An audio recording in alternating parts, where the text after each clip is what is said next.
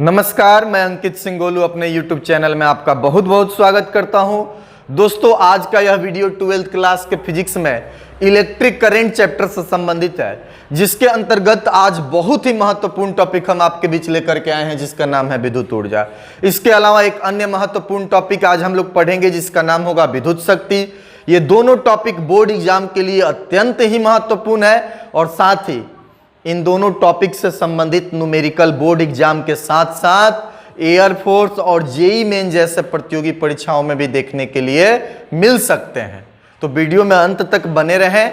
यदि चैनल को अभी तक आप सब्सक्राइब नहीं किए हैं तो प्लीज आपसे आग्रह है, चैनल को सब्सक्राइब कर लीजिए और बेल आइकन को दबा दीजिए ताकि सारा नोटिफिकेशन आप तक पहुंच पाए।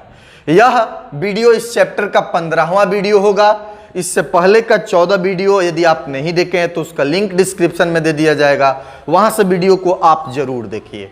चलते हैं टॉपिक की तरफ, जिसका नाम है विद्युत ऊर्जा। इसको अंग्रेजी में इलेक्ट्रिक एनर्जी कहा जाता है। परिभाषा को पहले से हम लिख दिए हैं और इसको समझा देते हैं ताकि परिभाषा लिखने का जो समय है वो बच जाए। इसी के उद्देश्य से परिभाषा को हमने पहले से लिख दिया है। जब किसी विद्युत परिपथ में विभवांतर स्रोत स्थापित किया जाता है तो विद्युत परिपथ में विद्युत धारा प्रवाहित कराने के लिए विभवांतर स्रोत द्वारा कार्य किया जाता है, जिसे विद्युत ऊर्जा कहते हैं। परिभाषा आपने देख लिया, फिर से इसको एक बार रिपीट करते हैं। जब किसी विद्युत परिपथ में, विद्युत परिपथ का मतलब होता है कि जिस पथ पर विद्युत धारा प्रवाहित होता है उसको विद्युत परिपथ कहते हैं, अंग्रेजी में इलेक्ट्रिक सर्किट कहते हैं। व्यवहारिक उदाहरण के तौर पर आप अपने घरों के वायरिंग को ले सकते हैं विद्युत परिपथ के रूप में। अब आपके घरों के वायरिंग में जगह जगह पर विद्युतीय बल्ब लगा है, जो विद्युत ऊर्जा को लेकर के और उसको प्रकाश ऊर्जा में बदलता है। थोड़ा सा उष्मा भी देता है, बल्ब थोड़ा गर्म हो जाता है तो उष्मा के रूप में भी थोड़ा सा विद्युत ऊर्जा का ह्रास होता है, नुकसान होता है। उसके अलावा आपका फैन है, पंखा, तो वो भी यांत्रिक ऊर्जा में विद्युत ऊर्जा को बदलने का काम करता है। उसके अलावा विद्युत हीटर हो गया तो भी विद्युत ऊर्जा को उष्मीय ऊर्जा में बदलने का काम करता है। विद्युत प्रेस हो गया, वो भी विद्युत ऊर्जा को उष्मीय ऊर्जा में बदल देता है, उष्मा दे देता है। आपका टेलीविजन है तो विद्युत ऊर्जा को लेकर के वो प्रसारित होता है ना, एक यंत्र है तो उसमें भी यांत्रिक तौर पर ही ऊर्जा खर्च होता है। इन सभी विद्युतीय उपकरणों को संचालित कराने के लिए विद्युत ऊर्जा देना पड़ेगा, मतलब कि विद्युत धारा देना पड़ेगा। और विद्युत धारा देगा कौन? विभवांतर का स्रोत। तो जो विभवांतर का स्रोत होगा, जैसे कि सेल हो गया, बैटरी हो गया, जनित्र यानी कि जनरेटर हो गया, या पावर हाउस से भी आप विद्युत यानी कि बिजली ले सकते हैं, विद्युत ऊर्जा ले सकते हैं और उसी को आप विद्युतीय परिपथ में प्रवाहित करा करके और विद्युतीय उपकरण जो भी है आपका उसको संचालित करा सकते हैं। तो एक बात यहाँ पर तय है कि विद्युतीय उपकरण जो भी है, जो कि विद्युत ऊर्जा ले करके अलग अलग ऊर्जा देता है, कोई प्रकाश ऊर्जा देता है, कोई उष्मीय ऊर्जा देता है, कोई यांत्रिक ऊर्जा में उस ऊर्जा को खर्च करता है, तो उस सभी को संचालित होने के लिए, चलने के लिए विद्युत ऊर्जा तो चाहिए। और विद्युत ऊर्जा मिलेगा कहाँ से? तो विभवांतर के स्रोत से, मतलब कि बैटरी से, सेल से या आपका जनित्र से, इस सब से मिलेगा। तो ये जो विभवांतर का स्रोत है, किसी विद्युत परिपथ में विद्युत धारा प्रवाहित कराने के लिए, भेजने के लिए इसको काम करना पड़ता है, वर्क करना पड़ता है, कार्य करना पड़ता है। और जो कार्य यह करेगा वही कार्य विद्युत ऊर्जा कहलाता है।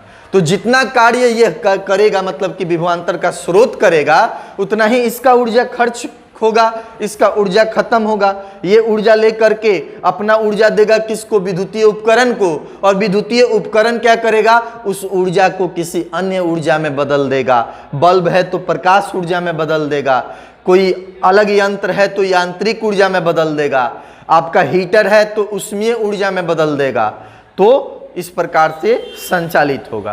तो कुल मिलाकर के इस परिभाषा को हम लोग ये समझ सकते हैं कि जब किसी विद्युत परिपथ में विभवांतर का स्रोत, मान के चलिए कि बैटरी स्थापित कर दिया जाता है, उसके सिरों के बीच जोड़ दिया जाता है, तो परिपथ में विद्युत धारा प्रवाहित कराने के लिए विभवांतर स्रोत के द्वारा कार्य किया जाता है।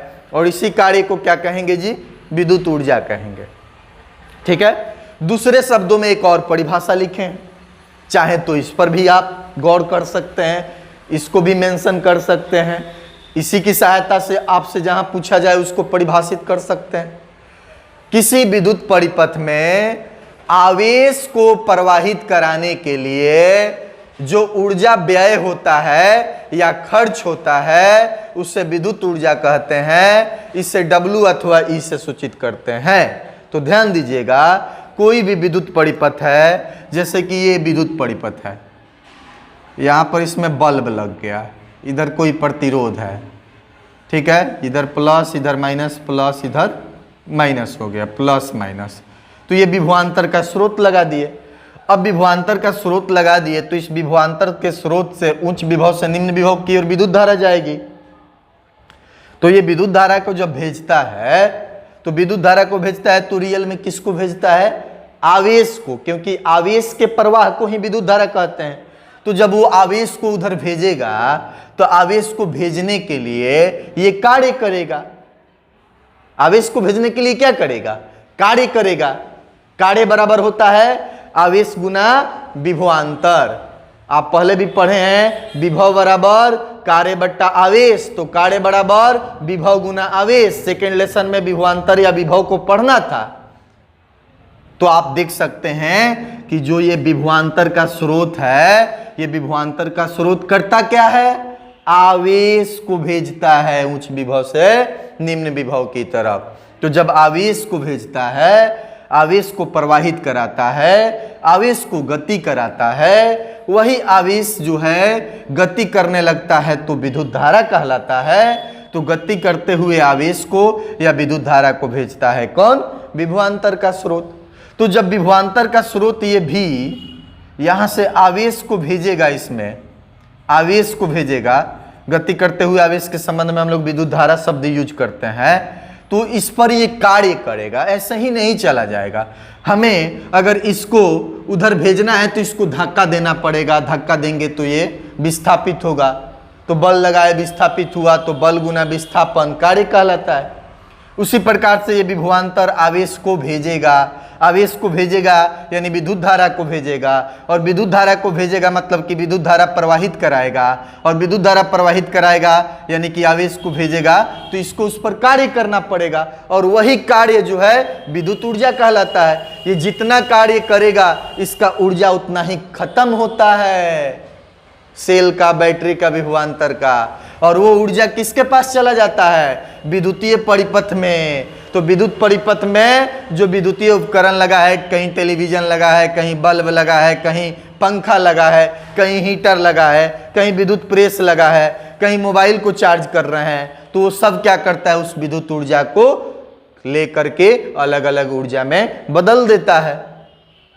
जैसे कि बल्ब प्रकाश में बदल देगा, हीटर उष्मा में बदल देगा, प्रेस भी उष्मा में बदल देगा, पंखा या टेलीविजन यांत्रिक ऊर्जा में बदल देगा। तो नाचेगा पंखा, नाचेगा तो हवा उसके इर्द गिर्द घूमेगा, वही हवा हम लोग अपने चेहरे पर लेते हैं और ठंडक की अनुभूति करते हैं। तो ये विद्युतीय उपकरण जो है विद्युत ऊर्जा को अलग अलग ऊर्जा में बदलता है, और इसको ऊर्जा मिलता है विभवांतर के स्रोत से। विभवांतर का स्रोत करता क्या है? आवेश को भेजता है, और आवेश जो है विद्युत धारा कहलाता है, और उसी आवेश यानी कि गति करते हुए आवेश जिसको विद्युत धारा कहेंगे, उससे ये ऊर्जा प्राप्त करके चलते हैं। तो इसका ऊर्जा खत्म होगा और उस सब को ऊर्जा मिलेगा, और वो सब उस ऊर्जा को भी खर्च करेगा, किसमें? अलग ऊर्जा में उसको बदल देगा। तो कुल मिलाकर के जो आवेश इस विद्युत परिपथ में प्रवाहित होगा, उस आवेश को प्रवाहित कराने के लिए जो ऊर्जा व्यय करना पड़ेगा, जो कार्य करना पड़ेगा, उसी को हम लोग क्या कहते हैं? विद्युत ऊर्जा कहते हैं। और एक बात आप याद रखेंगे कि कार्य और ऊर्जा अलग अलग नहीं होता है, क्योंकि कार्य का भी ऐसा ही मात्रक जूल, ऊर्जा का भी ऐसा ही मात्रक जूल। कार्य ऊर्जा का ही रूप होता है या ऊर्जा कार्य का ही रूप होता है, ये दोनों अलग अलग नहीं है। ये जितना कार्य करेगा उतना ऊर्जा उधर भेज देगा, इसका ऊर्जा खत्म होगा, उस सबको ऊर्जा मिलेगा। जैसे आप कोई काम करिएगा, आपका ऊर्जा खत्म होगा। साइकिल ही चलाइएगा तो साइकिल जब चलाइएगा तो आपकी ऊर्जा खत्म होते जाएगी, आप थका महसूस करेंगे। जितना देर आप साइकिल चलाएंगे धीरे धीरे आपको थकान होगा, आपका एनर्जी लॉस होगा, आपका ऊर्जा खत्म होगा, और साइकिल की ऊर्जा बढ़ेगी, गति करते जाएगा वो। ठीक है, तो एक व्यवहारिक उदाहरण था। उम्मीद करते हैं कि आप समझे होंगे। अब आते हैं हम सीधे कहां, इसके एप्लीकेशन पर। तो ये तो समझने के दृष्टिकोण से था, इसको नोट नहीं करना है। कार्य और विभवांतर के संबंध से आप देख लीजिए, कार्य बराबर कार्य ऊर्जा का ही रूप होता है। कार्य करिएगा तो ऊर्जा घटेगा, आप पर कार्य होगा तो ऊर्जा बढ़ेगा। थर्मोडायनेमिक्स चैप्टर आप पढ़े होंगे, ठीक है, जिसको उष्मागतिकी कहते हैं, 11th क्लास में है, केमिस्ट्री के अंतर्गत है। तो उसमें भी इसका मेंशन है कि किसी भी पिंड या निकाय के द्वारा अगर कार्य किया जाएगा तो उसका ऊर्जा खर्च होगा, खत्म होगा, व्यय होगा, और जिस पिंड पर कार्य किया जाएगा उसका ऊर्जा बढ़ेगा। तो रासायनिक दृष्टिकोण से था, यहाँ पर भौतिकी के दृष्टिकोण से पढ़ना है। तो आप समझ गए हैं कि यही विभवांतर आवेश को भेजता है गति करा करके, यानी कि विद्युत धारा को भेजता है, और इसी विद्युत धारा से विद्युत ऊर्जा लेकर के अलग अलग विद्युतीय उपकरण चलता है। तो ये जितना ऊर्जा खर्च करेगा, मतलब कि जितना कार्य करेगा उतना ही ऊर्जा उस सबको मिलेगा, ठीक है। तो ध्यान देंगे, कार्य बराबर विभव गुना आवेश। अगर आप इस सूत्र को नहीं जानते हैं तो V बराबर W/Q आप पढ़े थे, तो W का सूत्र निकालने के लिए Q को इधर बट्टा में है तो इधर गुना में आ जाएगा, इसको मिटा दे रहे हैं। W बराबर VQ हो गया, समीकरण 1 मान लिए। यदि किसी विद्युत परिपथ में धारा I, कितना धारा जा रहा है, I धारा, और T समय तक भेजा जाए, मतलब 5 घंटा, 10 घंटा, 20 घंटा, 10 minute, 5 minute, 2 minute, 10 second, 20 second, कितना भी समय तक, ठीक है, उसको T समय मान लिए, और जो विद्युत धारा का मान था उसको I मान लिए।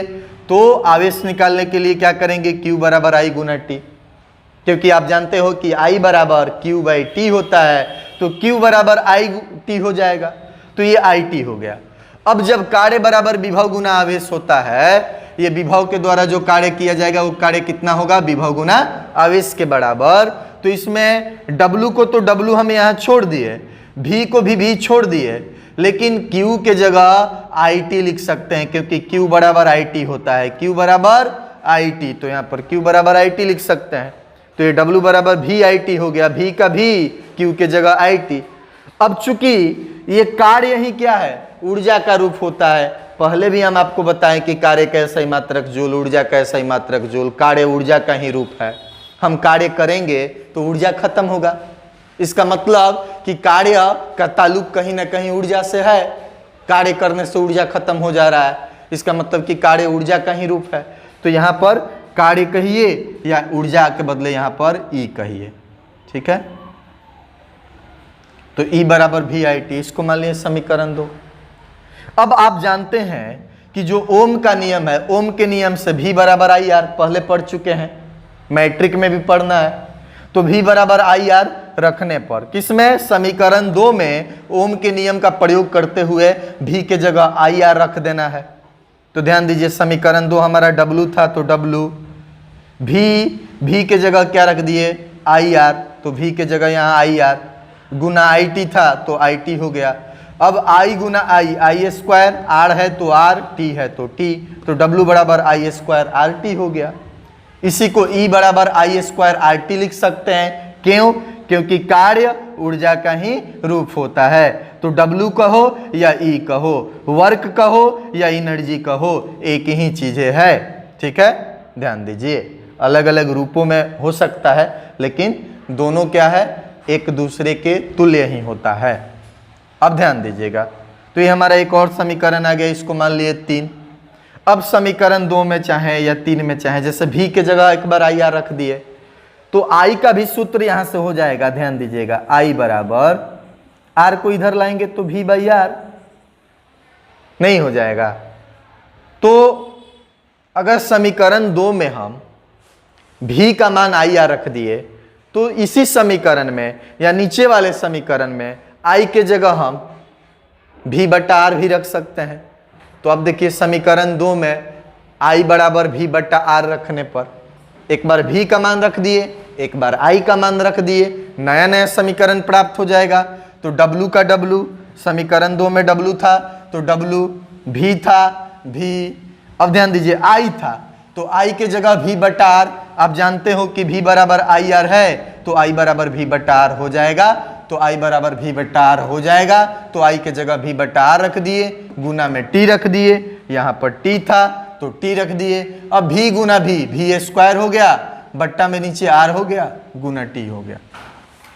W बराबर V square by R into T. तो इसी को एनर्जी का सूत्र भी लिख सकते हैं।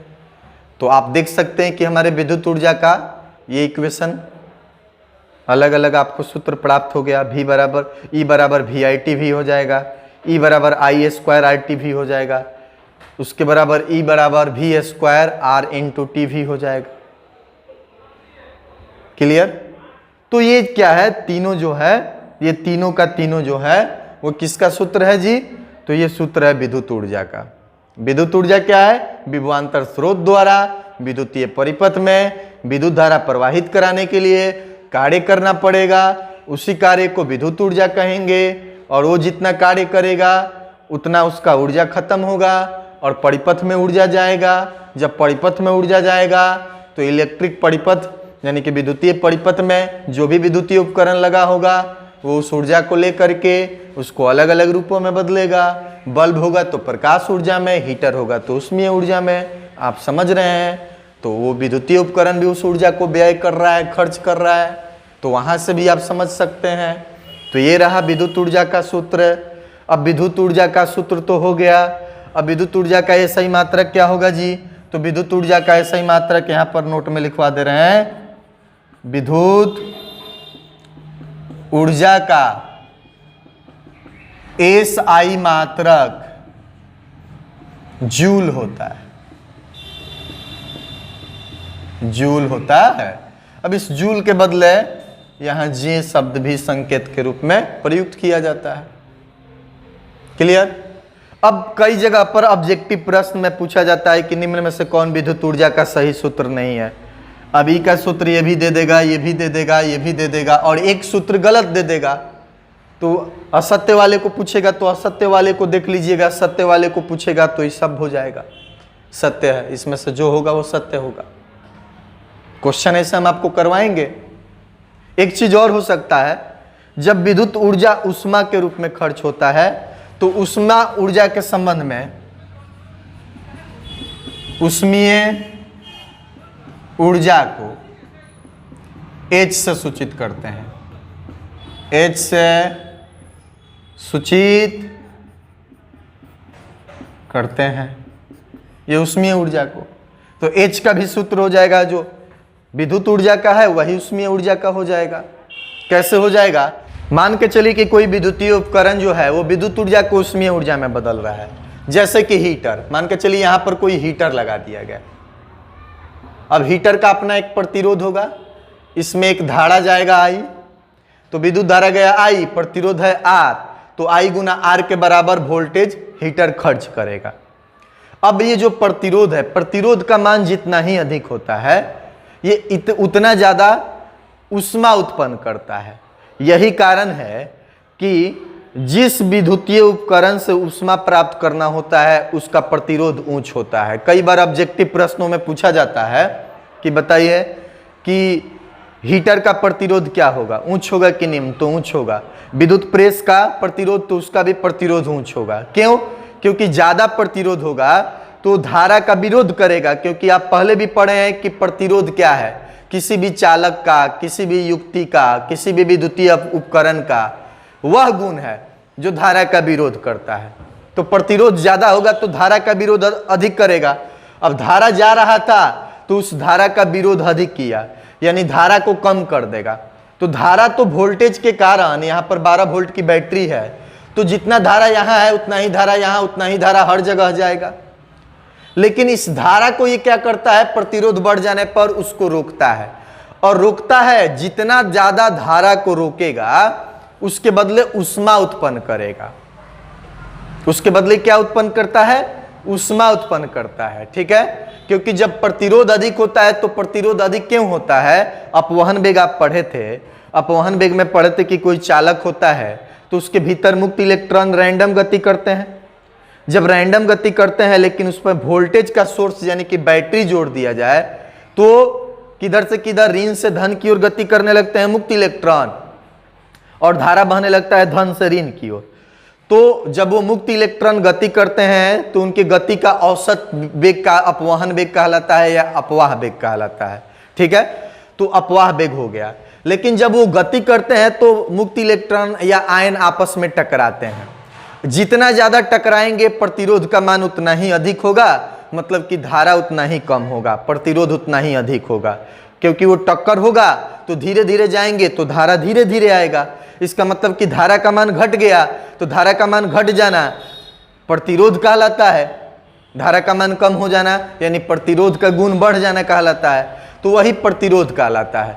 तो याद रखेंगे कभी भी प्रतिरोध शब्द की जिक्र हो तो प्रतिरोध विद्युत धारा को रोक देता है और उसके बदले ऊष्मा उत्पन्न करता है। तो जितना ज्यादा प्रतिरोध वाला पदार्थ होगा वो विद्युत धारा को उतना ही रोकेगा और उसके बदले ऊष्मा उतना ही ज्यादा देगा।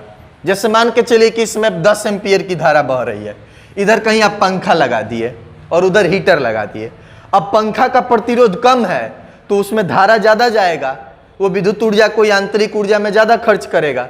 लेकिन ये प्रतिरोध हीटर का अधिक है तो ये क्या करेगा, इसमें धारा के मान को ये रोक देगा, प्रतिरोध रोक देगा। और जितना धारा को कम करेगा उसके बदले वो ऊष्मा उत्पन्न करेगा। तो फिर से बोल रहे हैं कि कंफ्यूजन नहीं, ध्यान रखना है कि किसी भी चालक का, किसी भी विद्युतीय युक्ति का प्रतिरोध जितना अधिक होगा उसका ऊष्मीय ऊर्जा उतना ही अधिक होगा। प्रतिरोध बढ़ेगा तो ऊष्मीय ऊर्जा बढ़ेगा, धारा घट जाएगा।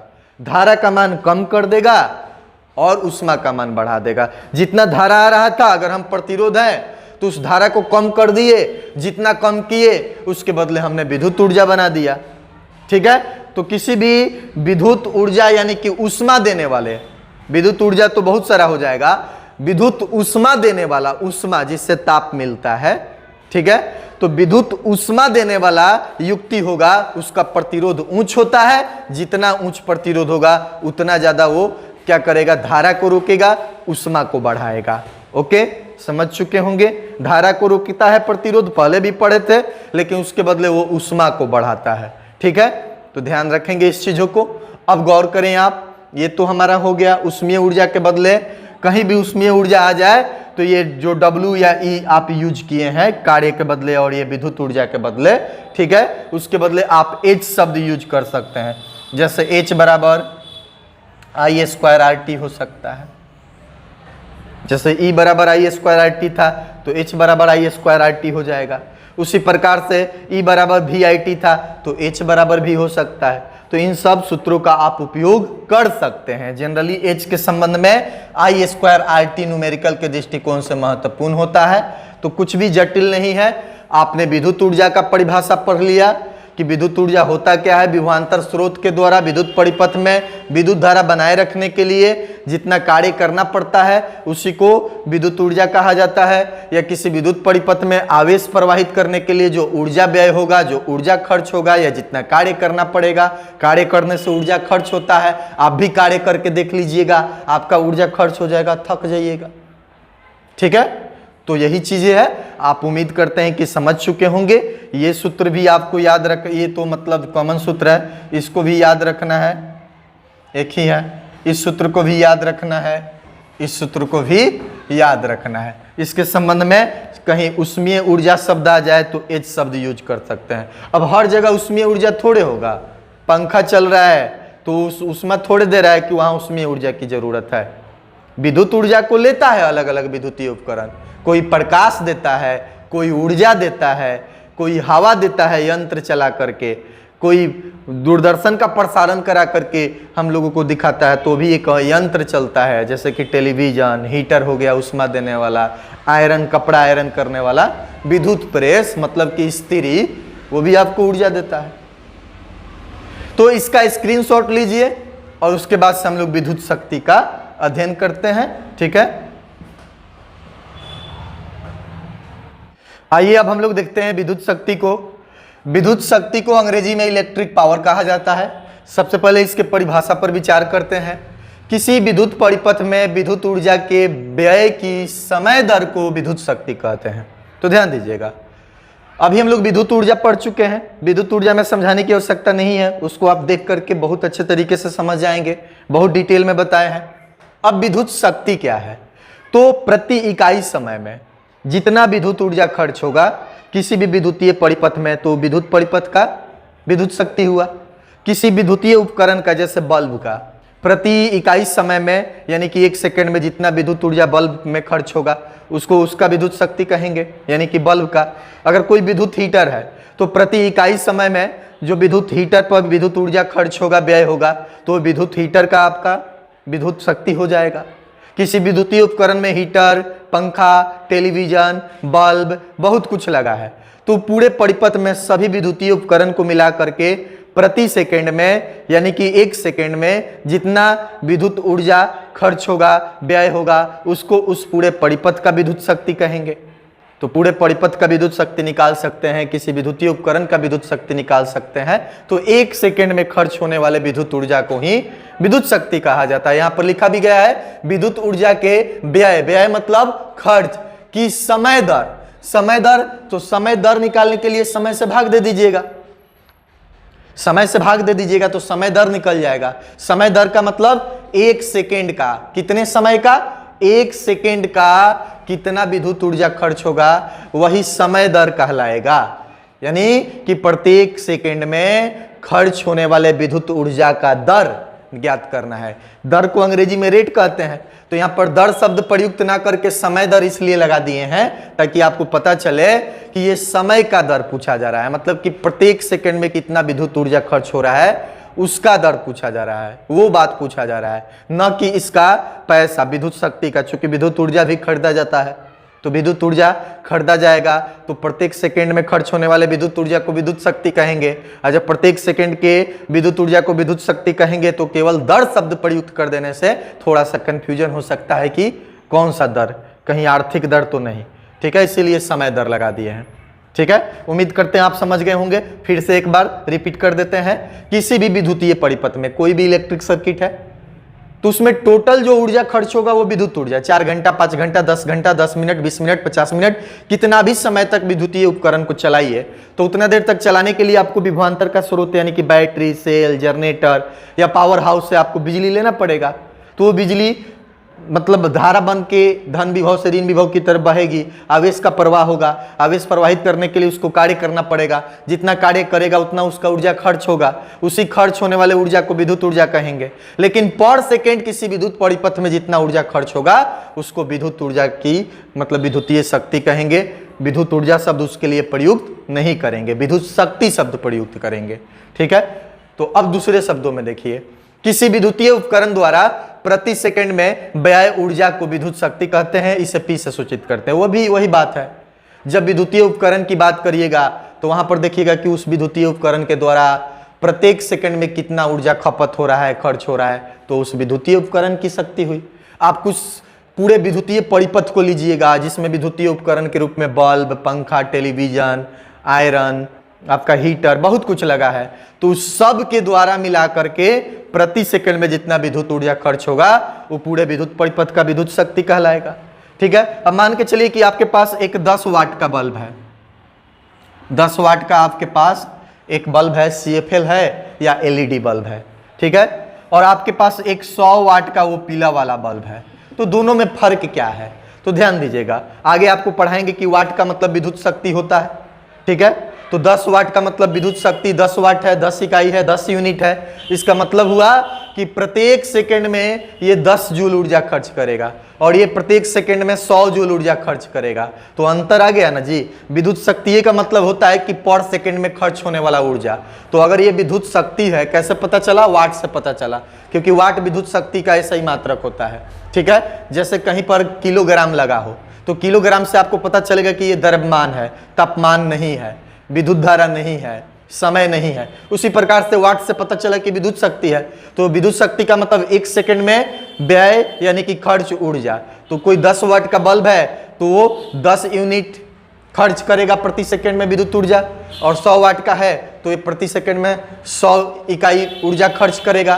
तो इसका मतलब हुआ कि ये दोनों चीजें अलग अलग है, काफी भिन्नता है। ठीक है, ये 10 यूनिट है, ये 100 यूनिट है, ये इसका खपत है पर सेकंड का, विद्युत ऊर्जा का खपत, तो विद्युत शक्ति हो गया।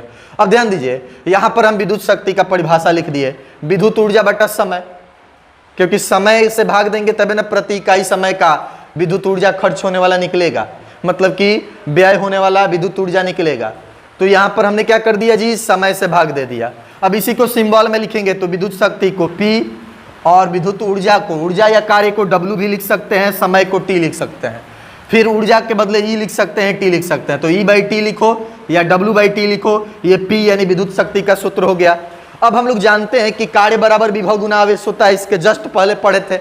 तो कार्य के बदले विभव गुना आवेश रख दिए, क्योंकि ये जो भी कार्य होगा विभवांतर का स्रोत यानी कि बैटरी या आपका सेल या आपका जनरेटर या आपके पावर हाउस से विभवांतर का स्रोत स्थापित करने पर ही ना विद्युतीय ऊर्जा खपत होता है, विद्युत धारा प्रवाहित होता है। तो इसीलिए यहाँ पर कार्य को बल गुना विस्थापन नहीं लेंगे, क्योंकि बल गुना विस्थापन की यहाँ पर चर्चा ही नहीं है। विभवांतर के कारण, वोल्टेज के कारण यहाँ पर वर्क हो रहा है, इलेक्ट्रिक वर्क हो रहा है। तो यहाँ पर कार्य बराबर विभव गुना आवेश हो गया, बल गुना विस्थापन नहीं, विभव गुना आवेश। अब ध्यान दो, P के बदले P लिख दिए, W के बदले VQ लिख दिए, बट्टा के बदले बट्टा, T के बदले T। ठीक है, अब खूब ध्यान से देखो तो Q/D का मतलब विद्युत धारा होता है। Q/T को आप विद्युत धारा भी कह सकते हो, I बराबर Q/T या Q/T बराबर I, तो ये I हो गया। तो P के बदले P, V के बदले V और Q/T के जगह I हो गया। तो ये हमारा एक विद्युत शक्ति का सूत्र हो गया। अब ओम के नियम से हम लोग जानते हैं कि V बराबर IR होता है। तो समीकरण 2 में V बराबर IR रखने पर, तो ध्यान दो आप, समीकरण में 2 में आप देख सकते हैं P बराबर VI है। तो P का P, V के जगह IR रख दिए ओम के नियम से, IR, और V के जगह IR हो गया, एक I पहले से था तो I हो गया, I गुना I स्क्वायर हो गया, R था तो R हो गया। ये मान लिए समीकरण 3। अब जैसे कि विद्युत ऊर्जा वाला में एक जगह V बराबर IR रखे थे, तो एक बार हम लोग I का मान रखे थे V/R, ताकि अलग अलग फार्मूला प्राप्त हो सके। तो इसमें V का मान पुट कर दिए तो एक नया इक्वेशन आ गया। एक बार I का मान पुट कर दे रहे हैं, तो I का मान पुट करेंगे तो I बराबर V/R होता है। जब V बराबर IR तो I बराबर V/R होगा ही, R को इधर भेजिएगा तो V/R रखेंगे। तो देखिए P का P समीकरण 2 के हिसाब से, P का P, V का V और I के जगह V/R, तो V गुना V स्क्वायर/R हो गया। एक और फार्मूला आ गया। आप चाहते तो इस I स्क्वायर R वाला में भी I का मान रख देते, तो V/R रखते, स्क्वायर करते तो V स्क्वायर और नीचे R स्क्वायर, एक R से एक R कट जाता, V स्क्वायर/R हो जाता। तो यहां भी रख सकते थे, किसी भी इक्वेशन में रख सकते थे। तो विद्युत शक्ति का सूत्र है ऊर्जा, विद्युत ऊर्जा बटा समय। विद्युत ऊर्जा यानी कि कार्य, तो कार्य या ऊर्जा को हम लोग VQ कहते हैं, VQ रख दिए, तो VQ रख दिए, नीचे T था, Q/T I बन गया, P बराबर VI एक सूत्र हो गया। और एक बार V के बदले IR रख दिए, एक बार I के बदले V/R रख दिए, तो दो नए फॉर्मूला हमारे पास प्राप्त हो गए। तो ये हमारा हो गया विद्युत शक्ति। तो जब भी विद्युत शक्ति शब्द आपके इर्द गिर्द कानों के सुनाई दे तो आप सीधे सोचेंगे, दिमाग पर जोर दे करके थोड़ा सा, कि विद्युत ऊर्जा जो होता है प्रत्येक सेकंड में जितना खर्च होगा उसी को विद्युत शक्ति कहेंगे। किसी भी विद्युतीय परिपथ के लिए प्रत्येक सेकंड में जितना ऊर्जा खर्च होगा उसको विद्युत शक्ति कहेंगे, उस परिपथ का। किसी विद्युतीय उपकरण जैसे बल्ब, हीटर, उस सब के लिए प्रत्येक सेकंड में जितना विद्युत ऊर्जा खर्च होगा, व्यय होगा, उसका विद्युत शक्ति हो गया। 100 वाट का बल्ब है तो प्रत्येक सेकंड में 100 जूल ऊर्जा खर्च करेगा। 15 वाट का बल्ब है तो प्रत्येक सेकंड में 15 जूल ऊर्जा खर्च करेगा। तो ये चीजें होता है, इसमें भिन्नता। उम्मीद करते हैं कि ये चीजें आप समझ गए होंगे। अब आप एक बात और ये भी जान सकते हैं कि जैसे आप पढ़े थे यहाँ पर विद्युत ऊर्जा बटा समय को विद्युत शक्ति कहते हैं, तो आपने विद्युत ऊर्जा का सूत्र पढ़ा था, आपको याद होगा VIT, तो VIT रख दिए। इसके पहले पढ़े थे ना विद्युत ऊर्जा के बदले VIT, तो VIT और समय के बदले T, तो T से T कट जाता तो VI आता। अब एक सूत्र आप ये पढ़े थे विद्युत ऊर्जा में I²RT, तो I²RT विद्युत ऊर्जा में पढ़े थे, और शक्ति निकालने के लिए समय से भाग दीजिएगा यानी T से भाग दीजिएगा। तो I²RT ऊर्जा का था और समय से भाग देना है शक्ति निकालने के लिए, तो एक T से T कट जाता तो फिर हमारा क्या आता, I²R आता। उसी प्रकार से आप पढ़े थे V²/R गुना T, विद्युत शक्ति में पढ़े, ऊर्जा में पढ़े थे। तो विद्युत शक्ति निकालने के लिए समय से भाग देते तो एगो T कट जाता तो ये आ जाता। तो वैसे भी आपका हो जाता। अगर वो समझ में नहीं आ रहा है तो ऐसे भी आप समझ सकते हैं। अब एक दो नोट पॉइंट आप ध्यान में रखेंगे। एक तो विद्युत शक्ति का जो SI मात्रक होता है, SI मात्रक वाट होता है। वाट को W से सूचित करते हैं, या इसको अंग्रेजी में भी वाट लिखा जा सकता है, वाट होता है। ठीक है, पहला बात। ठीक है, कहीं किलोवाट शब्द का प्रयोग किया जाए तो किलो का मतलब 10 के पावर 3 यानी कि 1000 होता है, तो 1000 वाट हो जाएगा। चलिए एक और नोट पॉइंट लिख देते हैं, 1 किलोवाट बराबर, यहां पर हिंदी में लिख देते हैं, ज्यादा अच्छा रहेगा, 1 किलोवाट बराबर 1000 वाट, क्योंकि किलो शब्द के बदले 1000 होता है। जैसे 1000 आपको कहा जाए कि 1 किलोग्राम, तो किलो के बदले 1000 कर दोगे तो 1000 ग्राम हो जाता। वैसा ही 1 किलोवाट, तो किलो के बदले 1000 कर दोगे तो आपका 1000 वाट हो जाएगा। एक और चीज होता है, विद्युत शक्ति का एक अन्य मात्रक जो होता है वो अश्व शक्ति होता है। ठीक है, विद्युत शक्ति का एक अन्य मात्रक, अलग अलग नामों से पुकारा जाता है, अन्य मात्रक अश्व शक्ति होता है, अश्व शक्ति होता है। ठीक है, अश्व शक्ति को हॉर्स पावर यानी कि HP कहते हैं। 1 HP में 746 वाट होता है, 746 वाट, ये भी ध्यान रखना है। तो कहा जाए कि 1 किलोवाट ज्यादा कि 1 हॉर्स पावर ज्यादा, तो 1 किलोवाट ज्यादा, क्योंकि उसमें 1000 वाट होगा। 1 हॉर्स पावर यानी कि 1 HP, 1 अश्व शक्ति में 746 वाट ही होगा। तो कभी आपको वाट से हॉर्स पावर में जाना हो तो बदल सकते हैं, वाट से किलोवाट में या किलोवाट से वाट में जाना हो तो स्थानांतरण करके आप प्राप्त कर सकते हैं। ठीक है, अब आपसे कहीं पूछ दे कि kilowatt hour, kilowatt hour ऐसे लिख देते हैं, किलो वाट आवर। ये कहे कि विद्युत शक्ति का ऐसा ही मात्रक है कि विद्युत ऊर्जा का, तो ध्यान दीजिएगा, किलो का मतलब हो गया 10 का पावर 3, वाट का मतलब विद्युत शक्ति, और आवर, आवर मतलब घंटा, घंटा किसका मात्रक है? समय का। ये अलग बात है कि समय का ऐसा ही मात्रक सेकंड होता है, लेकिन घंटा भी तो समय का ही मात्रक है, तो यहां पर हम लिख दिए क्या? घंटा। ठीक है, तो ये घंटा जो है ये हम ये समय का हो जाएगा, किसका जी? समय का। अब बताइए, किलो का मतलब तो 10 का पावर 3 यानी 1000 होता है, वाट केवल रहता तब ना विद्युत शक्ति रहता, वाट के साथ आपका समय यानी कि आवर भी है, तो ये क्या हो जाएगा? वाट, ये विद्युत शक्ति गुना समय। ध्यान से देखो, विद्युत शक्ति बट्टा में समय इधर लाइएगा तो समय से गुना कीजिएगा, तो ये विद्युत ऊर्जा का ना सूत्र हो गया। ठीक है, तो याद रखेंगे किलोवाट आवर किसका मात्रक है? तो विद्युत ऊर्जा का व्यापारिक मात्रक है। नोट में लिख लीजिएगा, किलोवाट आवर विद्युत ऊर्जा का व्यापारिक मात्रक है। ये ना कि वाट सुनते ही विद्युत शक्ति ना मार देंगे, विद्युत शक्ति में केवल वाट होना चाहिए ना जी, आवर आ गया तो समय का भी ना आ गया। तो विद्युत शक्ति और समय का गुणनफल, विद्युत शक्ति और समय का गुणनफल क्या बताएगा? विद्युत ऊर्जा बताएगा। इसी को इधर ले जाके नहीं लिख सकते हैं, ये विद्युत ऊर्जा बराबर विद्युत शक्ति गुना समय ना हो जाएगा, कॉमन बात है। ठीक है, तो इसका आप स्क्रीनशॉट लीजिए, हमने इसको समझा दिया। नोट पॉइंट में किलोवाट घंटा को आप लिख लीजिएगा कि विद्युत ऊर्जा का व्यापारिक मात्रक है। हर्स पावर विद्युत शक्ति का मात्रक है, और विद्युत शक्ति का ऐसा ही मात्रक वाट है, जैसे विद्युत ऊर्जा का ऐसा ही मात्रक जूल था। ठीक है, अब उसमें 1 जूल के बदले अलग अलग इक्वेशन से अपना लिख सकते हैं कि क्या क्या होगा। ठीक है, तो मिलते हैं अगले वीडियो में, इसका स्क्रीनशॉट लीजिए। इससे संबंधित न्यूमेरिकल भी हम आपको बताएंगे, तो आपको कोई टेंशन लेने की जरूरत नहीं है। थ्योरी पर पकड़ बनाइए, प्रैक्टिस कीजिए, ध्यान से वीडियो को देखिए, एकाग्र होकर देखिए, समय दीजिए, सारी चीजें आपके समझ में आएगी। और बाकी न्यूमेरिकल का एक सीरीज लेकर के आएंगे, तो इससे संबंधित हम आपको जो भी बोर्ड एग्जाम में न्यूमेरिकल पूछा गया है उसको बताएंगे, और कुछ अन्य न्यूमेरिकल भी जिसके पूछे जाने की संभावना प्रबल है उसको भी बताएंगे। और निकट भविष्य में एयरफोर्स वगैरह के लिए इस टॉपिक से संबंधित जो प्रैक्टिस सीरीज लाएंगे, तो इस टॉपिक से बहुत सारा क्वेश्चन होगा।